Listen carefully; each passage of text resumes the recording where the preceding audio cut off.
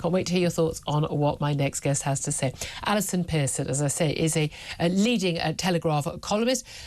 She's also apparently someone who may well be guilty of inciting racial hatred. Well, that's certainly what the police told her when they turned up at her door on Sunday morning as she was getting ready for a Remembrance Sunday service. I'm delighted to say also Allison Pearson joins us right now. Good afternoon to you, Allison. Good afternoon, Julia. This is so extraordinary. When you told me about this and told me you were writing a piece, it's front page of the Telegraph today, I did think, well, that was a bit silly of the police, given your reach, given the fact that you are a national newspaper columnist, and what a surprise it's on the front page of the Telegraph, because people don't take too kindly to the police infringing on the right of free speech of journalists, funnily enough. But people say this is Kafkaesque, people say this is Orwellian. I'd love to say I was shocked that police turned up on your door and accused you of initially a non-crime hate incident. Now they're saying it could possibly be a criminal offence. But I'm not shocked anymore, given what's happened in recent years. But talk us through what actually happened as you were getting dressed, getting ready to go to a Remembrance Sunday service. Yeah, my husband said there's 2 coppers at the door. So I went down. I thought that's a bit odd. They're closing our street for the parade on Remembrance Sunday. So I thought maybe it's linked to that. And then one of them said to me, 2 young coppers, and they said, we're here about a non-crime hate incident, which I have sort of vaguely heard about before. And he said it related to a tweet of a year ago, which was stirring up racial hatred, he said. And I said, oh, that's very interesting. What did it say, the tweet that you think was stirring up racial hatred? And he said, I'm not allowed to tell you that. And then God forbid you should know what you're actually being accused of. God forbid I should know, exactly. And then I said, who is my accuser, which is the next question. And then he said, we're not allowed to tell you that either, but it's not an accuser, it's the victim. Of course it is. Yes. Yes. What were you thinking? What were you thinking in that circumstance? So you're not allowed to know what it is you've done, no. Who's upset about it, what you've written. No. How are you supposed to defend yourself in those circumstances? That was my next question to the policeman, and they did look a bit baffled.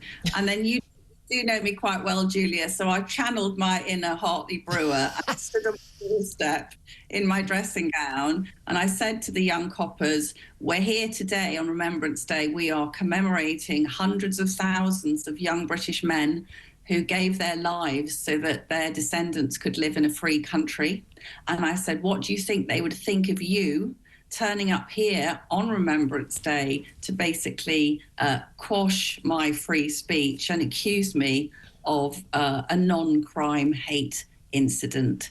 And they did look quite awkward, Julia, I've got to say. I'm good for you. I mean, my first thought is, but you're police, you deal with crimes. You're saying it's not a crime, so thank you so much and goodbye. But now Essex police have said, well, it may possibly be a crime. But non-crime hate incidents are being in the news an awful lot. We're going to talk to Toby Young from the Free Speech Union, because they've campaigned really heavily on this, and we've seen the likes of Harry Miller from, Fair Cop, actually, getting a non-crime hate incident record expunged from his police record on the basis that it could actually damage his chances of doing work in the future with vulnerable people or prevent him from getting a job. Because the thing about non-crime hate incidents is, by definition, it's not a crime.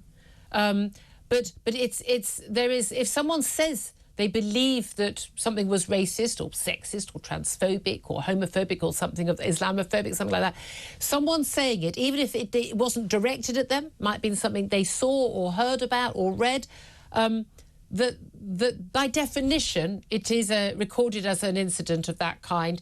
And it doesn't matter what your intent was. It doesn't matter that no one was hurt by it. It doesn't matter that it's not actually, objectively speaking, a crime or hateful. If someone perceives it as such, this is under the law, if someone perceives it as such, it goes on your record. So it doesn't matter really what you say, does it? Because whatever it is, it'll still go on your record. When she was the Home Secretary, Suella Braverman wanted to scrap the non-crime hate incidents because she thought that they were directly against free speech, which they are, right? Because if literally anything anyone says can be a non-crime hate incident, where's that going to end up in a democracy? Yeah. But she did introduce Toby Young will tell you more about it, but she did introduce sort of statutory guidance, which said that common sense has to be applied. Julia, you'll approve of that. There has to be a public interest in the police coming around to my house on Sunday morning, wasting their time. There has to be a proven public interest. There also has to be proof that I would go from my Twitter statement to cause hostility. As you know, I'm a very violent person. I mean, every time I have a Saturday night out with you, we're always getting into a fight. I know what it's like. Yeah. Slamming beer glasses down on the, I mean, look, it's all ludicrous, but the police were supposed to rein it in, right? They were told, clearly these must not be misused to blight people's lives and to restrict free speech. But in fact, they have scaled them up. So I was interested to look at Essex Police's record for enforcing crime. Well, hold on a minute, Alison. I mean, if they've got time to come and talk to a middle-aged woman, no disrespect, it's probably the same age, but talk to a middle-aged woman about something she wrote on social media a year ago while she stands in a dressing gown on a Sunday morning, I don't need you to tell me the crime stats for Essex, because clearly they have solved all crime by now because they had time to do that, no? Yeah. No sexual violence, there's no shoplifting. It's a completely... Well done, Essex Police. Little round of applause.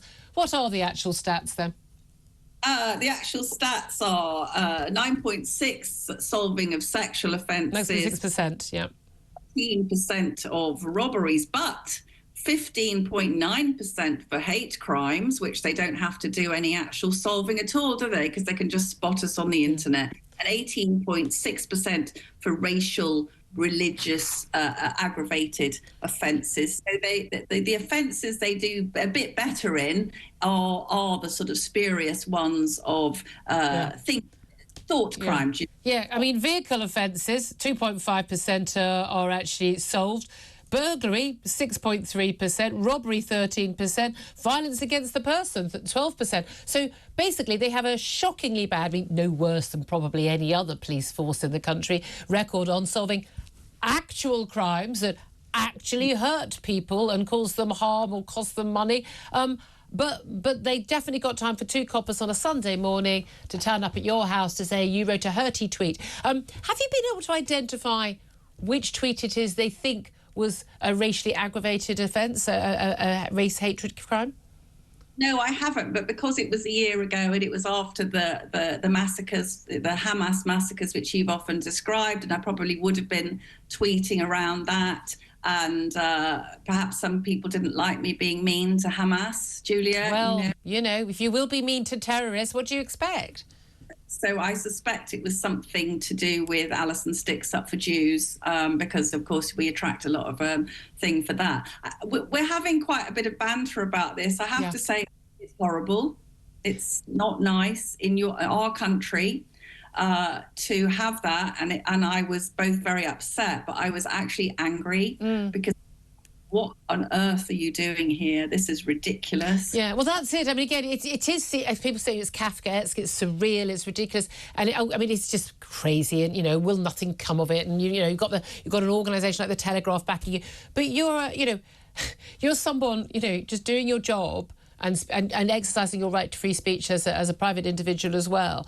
And the police turn up on your door, and it doesn't matter if it's two young coppers who can't wipe their own backsides. It's still, nevertheless, very intimidating and very scary. And for someone who doesn't have your fortitude, and you found it upsetting, and I know I would as well, doesn't have people backing you, and you like me, you remember the Free Speech Union, and say Toby's waiting on the line as well, that actually for an awful lot of people, what it says to them is zip it, stop tweeting, stop speaking out, don't say anything, because you might be accused of a crime or a non-crime hate incident that will mean you'll either lose your job or you'll actually never be able to get another job again. And that has a chilling effect on free speech. Well, do you remember after the Southport riots, I think the actual Home Office tweeted, think before you post. It's a real big brother thing, isn't it, really? And if someone like me, like you, I try to speak out for normal people, what normal people's reaction was, I think we can agree most people watching you will not be thinking this is a brilliant use of police time. They'd quite like someone to come around and investigate their burglary. But the fact that using certain words now, I mean, where are we going, Julia? Are we going to, if we, with Islamophobia, are we going to be allowed to say we find the presence of, tens of thousands of illegal migrants in our country threatening to girls and women, which I do, and the reckless policy of endangering female safety in our country. Now, how soon before that is, you're not allowed to say that. You're not allowed to mention where they come from. They come from incredibly dangerous, misogynist societies, Afghanistan, Iraq, and so on. But then you think, am I going to next time think twice before I write anything? That worries me because, we shouldn't. People often say, Julia, about people like us, you're brave. It shouldn't be brave. No. Country. To state particularly facts, but be reasonable opinions. Hey, listen, I was in breach of Ofcom guidelines technically for saying that trans women are men. A statement of fact.